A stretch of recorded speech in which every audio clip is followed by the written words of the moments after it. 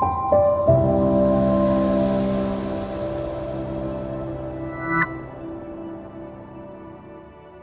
name is Omar El-Dakkak. I'm head of the Mathematics and Numerical Sciences Unit at Sorbonne University, Abu Dhabi.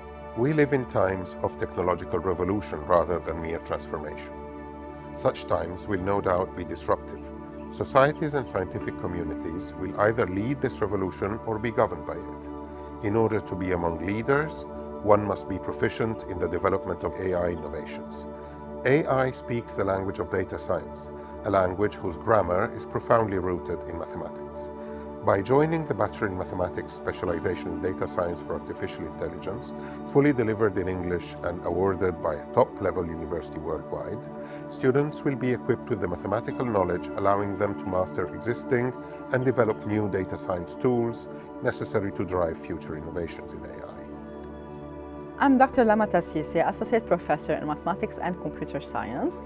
At the same time, I'm the head program for the Foundation Year in Sciences. The Foundation Year in Sciences bridge the levels between high school and world-class university education.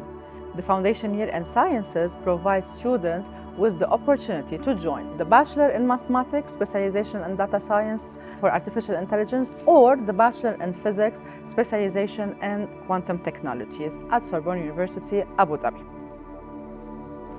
Hello, my name is Abrar Haroun Al-Kitheri, and I'm proud to be the first Emirati to graduate in mathematics specialization in data science for artificial intelligence from Sorbonne University, Abu Dhabi. Currently, I work as a full-time associate researcher at Tawazun Quality and Conformity, where I apply advanced AI and mathematics to solve real-world challenges. I'm passionate about inspiring Emirati students to explore STEM fields and take bold steps toward innovation.